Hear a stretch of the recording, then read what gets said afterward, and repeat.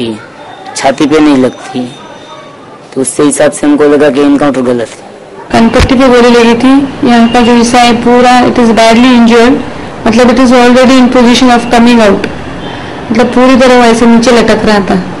क्योंकि हमारे अब्बू ने हमको आने के बाद बताया, बेटा मैं खुद जब देखा तो मैं इतना रो पड़ा, बोले वो तो अच्छा हुआ तुम हमारे साथ में नहीं आया, क्योंकि शायद जिंदगी में तुम्हारे आंखों के सामने घूमता था। इतनी बुरी तरह मारा है उनको। ये पोस्टमार्टम रिपोर्ट अभी मैंने पढ़ा नहीं, मगर जो पढ़े हैं वो बोलते हैं पिस्टल से ऐसा गोली मारा है, उनका सर के उधर मारा है।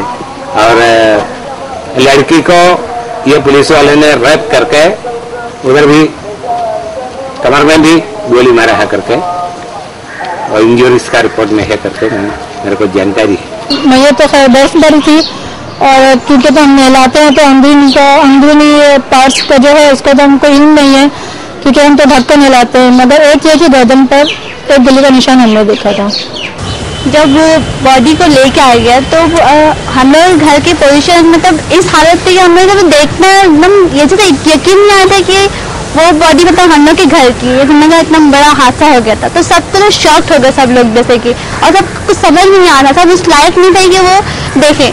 तो हम लोगों की तो इतनी हिम्मत नहीं है कि हम से और भी छोटे थे उस वक्त, और तो अपनी बहन को मतलब देखे एकदम अच्छी तरह से। लेकिन मेरी अम्मी देखी थी और भी वहाँ पे नहलाने वाले लोग बहुत मतलब जो नहलाए वो लोग बताए कि गोली 7 जगह गोली लगी थी, एक सीने के पास, एक गर्दन के पास और साइड्स में, और एक गोली एक वहाँ पे लगी थी जहाँ पे तो कोई सवाल ही पता नहीं होता है गोली लग गई। एक लड़की वो गाड़ी में बैठी है तो उसका तो मतलब पीठ पे लगी, पेट पे लगी या हाथ में लगे, यहाँ पे लगे, सामने से गोली मारेंगे।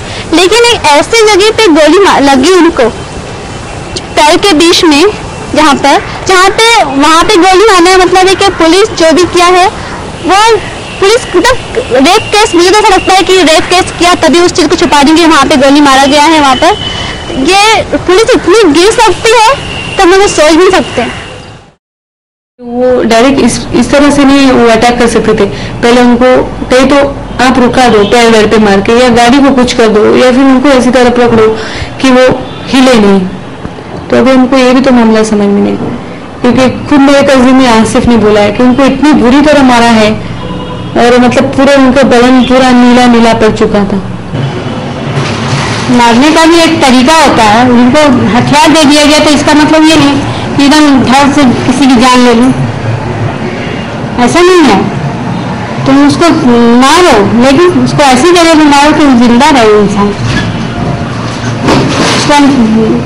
अगर हम उसको तकलीफ पहुंचाए तो हम उसको सही भी कर सकते हैं, लेकिन जब मार देंगे एकदम तो क्या कर सकते हैं? कोई कुछ नहीं कर सकते।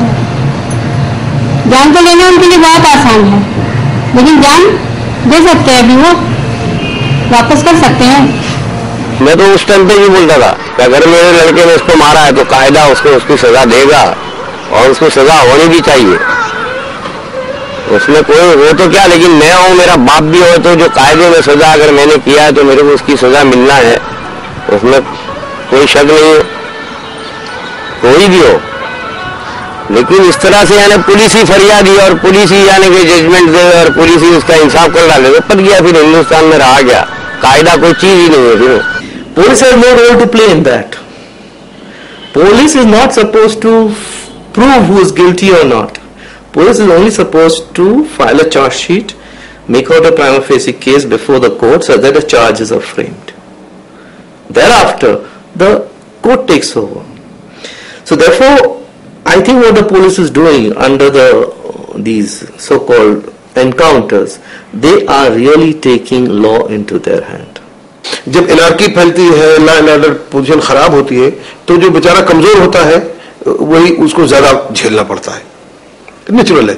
तो मुसलमान अगर पॉलिटिकली कमजोर हैं या इकोनॉमिकली कमजोर हैं तो, और उनके बारे में एक मिलन इमेज पाई जाती है, तो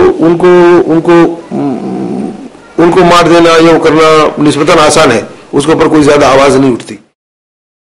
22 एनकाउंटर गुजरात में मैं पढ़ा है। ये सब लोग मोदी को क्यों मार डालने के लिए जाता है मेरे को पता नहीं। मेरे बेटा जो है मोदी को मार डाल के क्या लेने का है। मेरे को समझ में नहीं आ रहा है कि टेंडर कर रखी है बंदा रहने को, एक तो सब मोदी को मारना है, किसी ने भी मोदी को नहीं मारा, उस मोदी को मारने आया था उसको मार दिया, मोदी को मारने आया था मार दिया, जबकि वो खुद वहां से आ जाते, दरगाह से आ जाता, सांगली जा रहा था उसकी बीवी को दिखाने वहां से। और यहाँ आया तो वो निहत्ते हाथों से यानी मोदी को मारने का था, अडवाणी को और तोगड़िया को।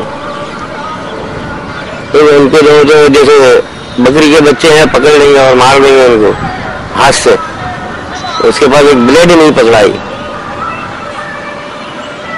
मैं तो इतना बड़ा त्रासवादी बताया, उसके पास कुछ तो होना चाहिए, कोई हथियार चाहिए ना उसके पास। बहुत सी बातें होती है इसमें, तो कम्युनिटी के हिसाब से भी फंसाया सकता है, ज्यादातर तो वही होता है, बस मुस्लिम है इसलिए, ये कोई कसूर तो होना नहीं है आदमी का मुस्लिम हो तो, वरना हमारा तो कोई जात का इन्वॉल्वमेंट था नहीं, हम कैसे कहे कि इस वजह से फंसा है, इस वजह से फंसा है। ये ऐसे लड़के कोई पकड़ते हैं जो आर्थिक परिस्थिति से कमजोर है और वो कर नहीं सके, कुछ केस पेश करके इनकाउंटर करने के बाद वो कुछ केस बेस ना कर सके कि भाई ये लफड़े नहीं करे, अदालत जाए इधर जाए, ऐसे आदमी को उड़ाते हैं, मीडियम वर्ग के आदमी को, भाई इसको उड़ाएंगे तो कुछ तकलीफ नहीं होगी और नरेंद्र भाई की हमको वाह वाह मिलेगी, भाई मेरे को मारने आया था और उसने बचा लिया और मेडल मिलेगा और पैसा मिलेगा। और क्या है कि ये इलेक्शन आ रहा है तो भाई बोलेगा भाई नरेंद्र भाई को ऐसा दुश्मन हो गया, उसकी सिक्योरिटी बढ़ा दो और उसको ही मत दो, इसके हिसाब से। आतंकवादी कैसे हो सकता है? बचपन में मेरी लोरे सुनाई कि 2 लारियां 2 गाड़ियां 2 देश जोते जाए, मेरे भारत पर अगर किसी ने की चढ़ाई हम लड़ाई पे जाए, ये लोरी काफी मैंने मेरे बेटे को बड़ा करा कि कैसे हो सकता है वो आतंकवादी। जानते नहीं थे ना सर देशद्रोह क्या है, ये धारा क्या है। मैं कोई लॉयर एडवोकेट तो नहीं, नहीं इतना पढ़ा लिखा हूं सर, और सब बाद में कोर्ट में मालूम पड़ा। इंसान मर जाए वो अच्छा है, ऐसा जिस देश में रह रहे हैं, जबकि कुछ भी कसूर नहीं है अपना, जो अपना कसूर अपने तो अपन ने बयान करके बता दिया सारा, हर चीज कहीं भी कुछ नहीं छुपाया। उस टाइम तो ये लगा इससे तो मरना अच्छा है, ये धाराएं ऐसे ये ब्लेम लगाना, इससे तो इंसान मर जाए जो अच्छा है।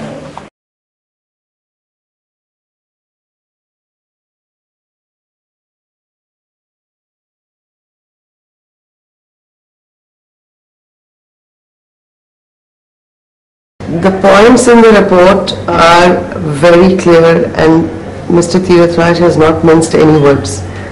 He points categorically to the fact that the manipulation happened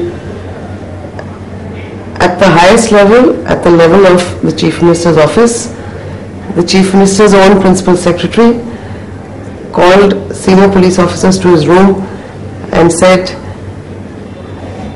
change the file, क्योंकि वंजारा और उसके कॉलीग्स देशभक्ति का काम कर रहे हैं। पहले दिन से ये पूरे इन्वेस्टिगेशन पूरे मामले को मैं ये देख रहा हूं कि यही सारे लोग कुर्बानी का बकरा बनेंगे और इनके जो पॉलिटिकल बॉसेस हैं जिनके इशारे पर सब किया जा रहा था वो तो पर्दे के पीछे वैसे ही छुपे रहेंगे जैसे कि छुपे हुए थे। तो मुझे तो पहले भी कोई बहुत ज्यादा उम्मीद नहीं थी। सुप्रीम कोर्ट ने अलबत्ता अगर कोई बहुत ज्यादा इंटरेस्ट लिया और ये तय किया कि किनके इशारों पर ये सब किया जा रहा था, उनको भी अरेस्ट किया जाए, उनके चेहरे भी सामने लाए जाएं और कोई ज्यादा बेहतर इन्वेस्टिगेटिव एजेंसी के जरिए से काम करवाया गया तो शायद वो सारे चेहरे बेनकाब हो पाएंगे या पार्शल। अदरवाइज तो लीपापोती का काम तो तकरीबन कंप्लीट है। The state cannot escape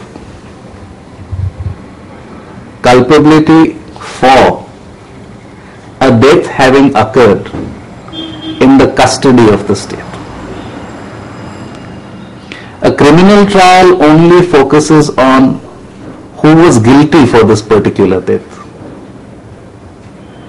But on the other hand, the fact that this death occurred in the custody of the state itself is enough to foist that liability of culpability on the state. If if Modi is involved, and if it was on the directions of Modi that this cold-blooded murder by means of a staged encounter was done, then in that case they could be told, all right, we are prepared to consider your case for pardon, provided you come out with all the evidence that you have and make a clear statement in court on oath by which you say that these are the orders that you had received from Modi.